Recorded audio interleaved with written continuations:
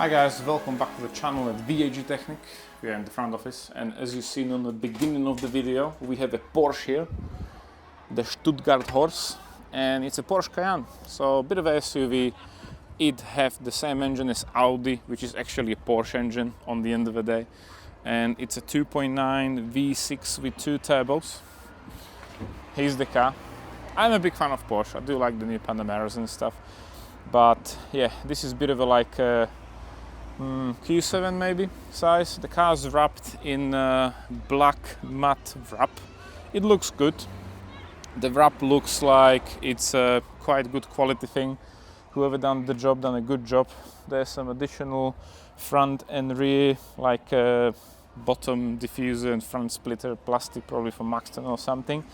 But the reason why the car is here, which is a normal reason on these engines, after this one done 53,000 miles on the clock, and the car is actually from London, and the car is here for a reason, as any 2.9 3-litre engine which is DEC code or CWG code have a problem with the rocker arms. This one is on private plate. I'm not sure if it's an 18 plate, but probably will be an 80 plate car. And after 53,000 miles, engine still runs. There's no engine light. Only fault what we have is a parking brake fault. The owner left a rear caliper in the boot, so that will be probably replaced. But before we're gonna do anything, we'll do a diagnostic, we'll do a check, we'll do a compression test. And if that will not fail, we have approval to remove the engine and carry out the rocker arm job.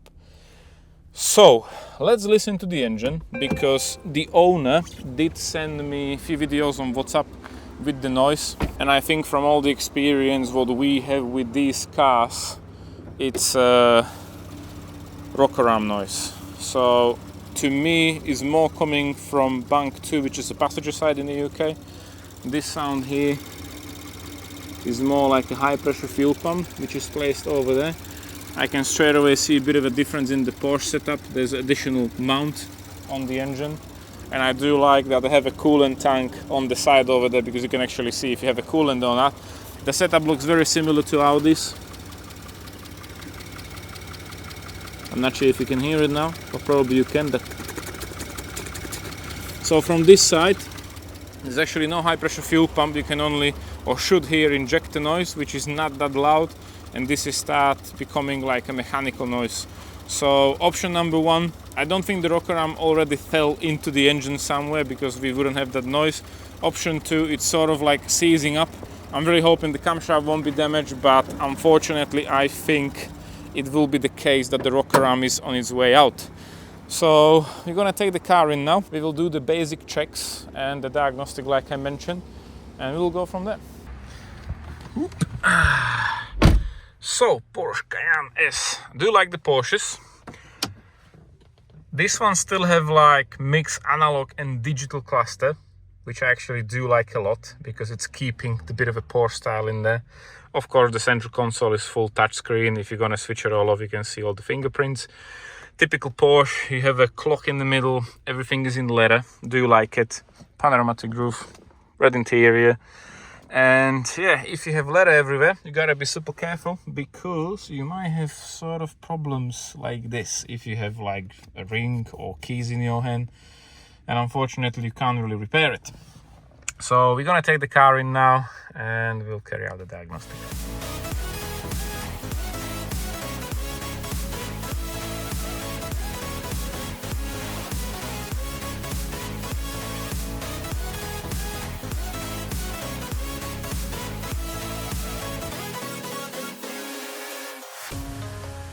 So we have the car on the diagnostic. Now we'll carry out the full scan, so all the ECUs, and meanwhile we did check the service history, so you can tell it's 18,000 miles per service history. Gotta ask about that. Meanwhile we have all the ECUs loaded, and mainly we will check the engine. So there are few fault codes showing up with miscommunication and some other things, like exhaust which is removed, so there are no flaps, but I don't see any incorrect coloration faults. So probably the rocker arm didn't fail when into the camo or anything, so that's a good sign. So we can put the car in the mode for the ramp, and let's strip it down.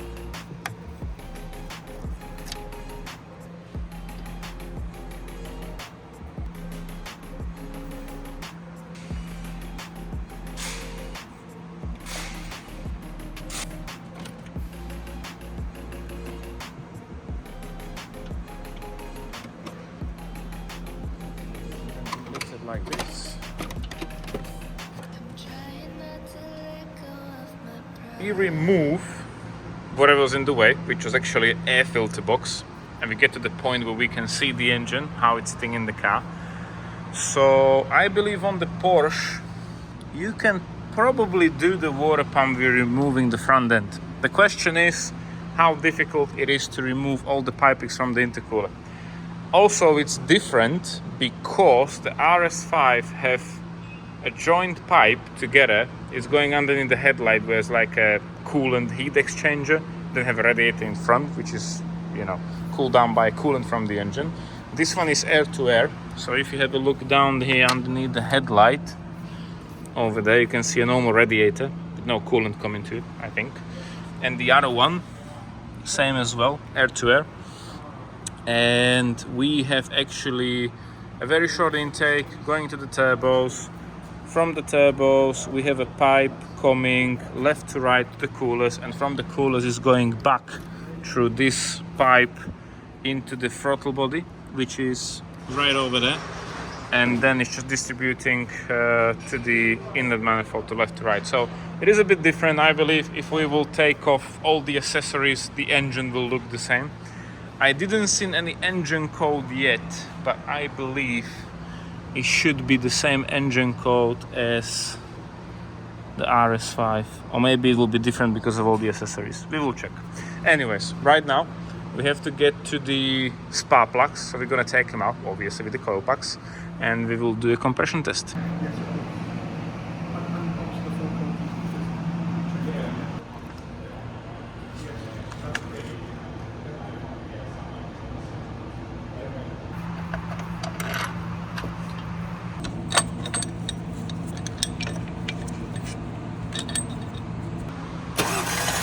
Okay. Okay.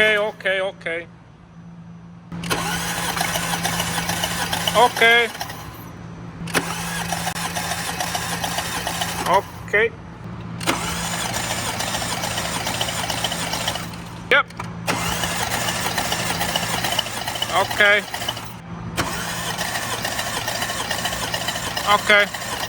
Okay, so we done a compression test. It was all good.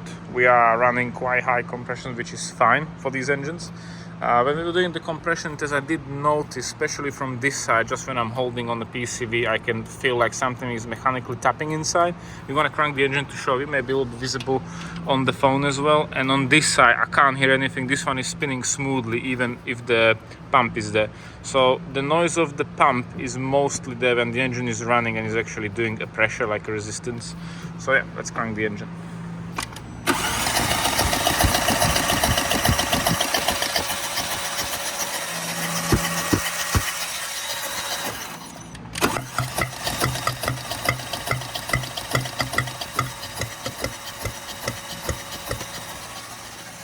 And we also put the camera in just to make sure there's nothing wrong with each cylinder. That oil there, nothing to worry about, because we were cranking the engine, there's a bit of a petrol coming down there, so there's a bit of a like oil wash on the walls. And yeah, from the top it's just really normal condition. The exhaust valves are a bit whitish because they have hot exhaust gases coming out of them, and see the white spot on the cylinder or the piston. So that's how the injector is spraying the fuel, and it's cleaning a bit the piston, but it's pretty much normal. Around it is like carbon build-up like any other engine, and we must say that only the piston which are cracking, what we find out so far, is only on the S5 and S4s with the CGW engine, so definitely be careful with that. So here we have a rocker arm. You can see the bearing needles are very small. It's inside there, so yeah, unfortunately old shape.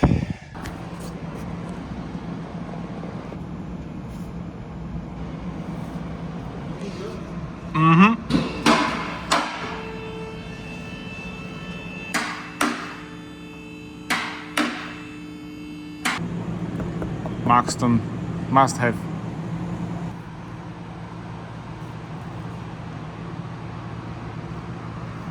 We took the covers off, very posh Porsche covers, carbon fiber, and the engine is just like, here I am, this is me. You want to do a water pump? No problem. You want to do a thermostat? No problem. You want to change the valve? No problem. Oil switch? No problem. So there's loads of space. Ideal engine for a Q7 chassis in the Cayenne. From the back, it is a bit different compared to Audi a bit. The attachment points, the exhaust a bit different and stuff. Gearbox is the same. There's a extra module for probably a four-wheel drive system. I'm not sure what this meant to do, but it's definitely there for a reason. Suspension arms are the same as Audi's. These are from 2018 and you can probably see the bush is cracking already. This one is quite low, so probably that will need the bush or new arm, depends on the ball joint. The top ones, as usual, have a crack, probably does, unfortunately. And most likely we have an oil leak. So Mr. Philip, our B9 specialist, is saying it's from the rear timing chain cover because he's done few since he's working with us, and I do trust him because there's a common oil leak from there, unfortunately. Otherwise, it's a Audi B9 RSS. Yeah, so it's done a bit different compared to the pipings and stuff. There's more space because it's a different chassis. But I do like the setup. I don't think it's a big hassle to remove it from the car. Should be fine. But yeah, it's more fancy compared to Audi. You have these like shields for the brakes, and everything looks a bit more easier to get to. So yeah, but right now we gotta call the owner what he actually want to do, because this oil leak is like, if the engine is coming out, that probably he would like to get it sorted. We did also told the owner like there's a 50-50 chance the chains with all the sprockets will need doing, so that's a big if. Otherwise the engine look clean. I don't see oil leaks like everywhere. The sump and everything is clean. So from that point of view, should be fine. So yeah, let's make a phone call and we'll keep you updated. Hello. Hello, Thomas, regarding the Porsche. How you doing, my brother? You Good, right? good. Still alive. So yeah, we took the car in. Is it right? You'll be filming everything, yeah? Yeah, filming is okay, but just if you take off the plates for me, bro. Yeah. Plate, just pull it off. Okay, no problem. Okay, so the situation is, we took the car in, Okay. put it on the ramp, and we've done a basic check first of all, which means we took the spark plugs out, put the camera in, don't see anything, done the compression test. The compression test come positive. It's 14-15 bars of pressure on each cylinder.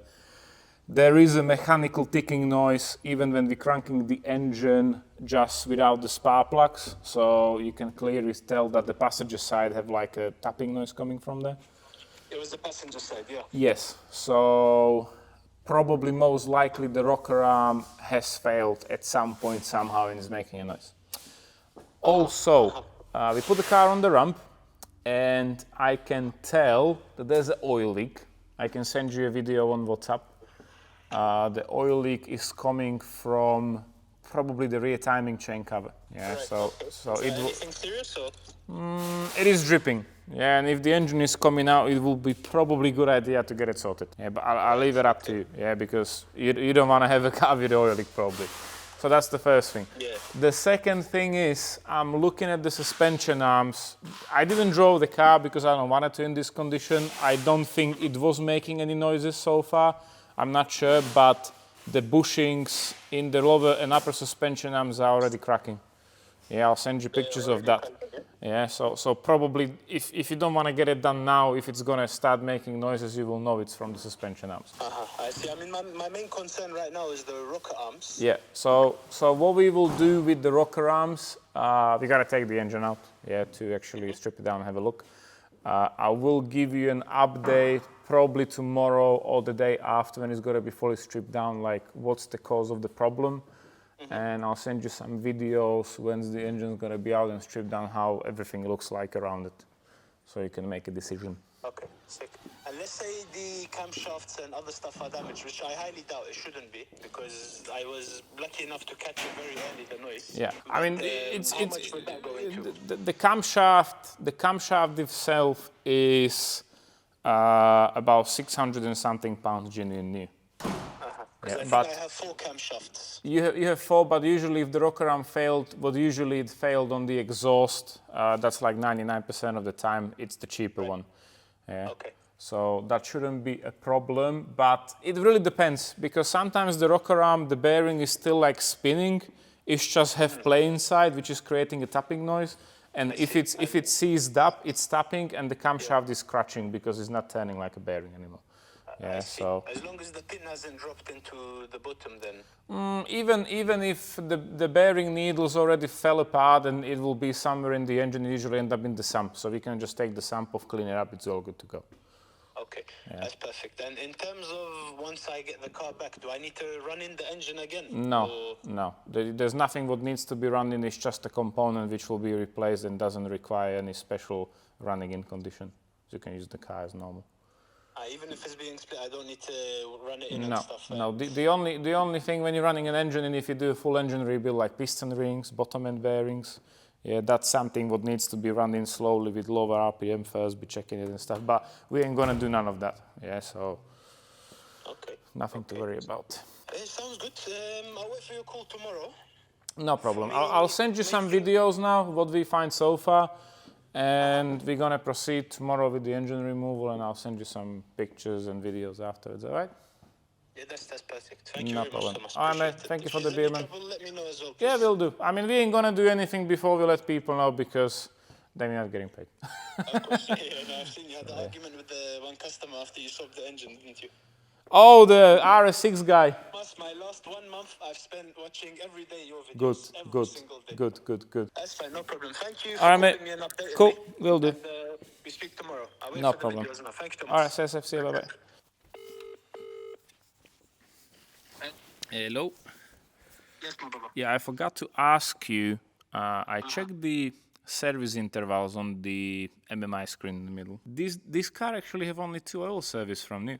What, sorry? They've done only 2 oil service changes, like nothing more. I'm the #1 service freak you'll probably meet. I've serviced the car since I bought it in March. Around 3 times, if not 4. It was 3 times. Okay. No, I've done 3 full services and 1 extra oil change. Okay. Because I checked the service history on the computer in the car, and officially there were like only 2 of them. So that's why I'm asking, like, if that's true. It's just the main Porsche dealership. But after I've done all original Porsche parts, but I've just taken it to my own mechanic. I haven't done it at the Porsche service center. Oh yeah. I mean, they're anyways going to put 0W20 oil, which is not really good for you. And I'm just curious, because people will be asking, like, how come the car only have 50,000 miles and the engine is already having noise and problems, and you know. So I try to justify as much as information. I've put Millers in there right now. Okay. Anyways, you did mention, do you want to put Millers again now, or what oil should we use? I think I should start off at 0W20, and then I'm going to do another service after 50 miles, 100 miles. I'm going to change it over to Millers after. I would definitely go for 540 straight away, in my opinion. Yeah, I wouldn't put 0W20 in there. And you reckon it's not an issue for the pistons? Maybe it's not going to allow it to go through? No. Do you have Millers? I can order it. It's not a problem, because we use genuine oil. We have Quantum in the barrels, which is the spec what we need. But I can order Millers. It's not a problem, really. And would Millers still be included in the price? Yeah, it doesn't matter. Yeah, what oil we put. Yeah. Okay, perfect. Yeah, let's do it then. Thank you very much. Have a good evening. Will do. See you. Bye-bye. Bye-bye. Okay, so I forgot to ask the owner on the first phone call about the service history, because as you've seen in the middle screen when we were putting the car in, the service history was a bit poor. It has official only 2 oil changes at the dealership, which was set up to 18,000 miles. I don't know, the owner don't know, like, if it was done in between. Nobody knows. He did told me since he owned the car, he's done several oil changes, which is good. Unfortunately, I don't know if the damage was done because of the 0W20 oil, which was running there for long intervals. Unfortunately, it still have the old-shaped rock-arounds where you've seen. So we have lots of questions from Slovakia, Czech Republic, Poland, Hungary, America, Canada, Australia. What do we think about the situation with the rock-arounds? It is happening. We are booking like 1 car per week minimum to do a prevention replacement or replacement which already failed. Some of them failed catastrophic way, what you've seen in the previous videos. So prevention is probably the best way not to have a big bill on the end. Also, we have a car which was here for a prevention replacement, and we find the rocker arm already dropped off from the hydraulic lifter lying in the cylinder head. There was no tapping noise, no warning. It was already off place. When it comes to this car, we have approval to take the engine out, carry out the rocker arm job. We'll see what's the damage. We have to keep the owner updated. Unfortunately, because he didn't know until he bought the car, he took it from a bit of an opposite way by spending the money on the wrap and stuff, which looks good. I'm not blaming him. Obviously, want to have a cool car and everything. But at the moment, it's a bit tight budget to repair it. So no hard feelings. We'll see how it goes tomorrow. We'll drop the engine out. I want to do more detailed video with Philip, how the engine is dropped off, what needs to be disconnected, how we getting on with the whole job, like in a more detailed way, how we're stripping the engine down, what we're checking, how we're checking stuff. And by tomorrow, we'll be contacting the owner. So I did tell them 50-50, the camshaft sprockets with the chains will need replacing. We don't know until we're going to take the engine out to check them. I believe because of the extra cost which is involved to do it, probably we will not do it. I don't know. Don't want to judge, but we'll see. And yeah, we'll see you in the next video with the Porsche. So the car's here, engine is coming out, that'll be tomorrow. And we keep you updated. So thank you for watching, guys, and we'll see you in the next video. Take care for now. See ya.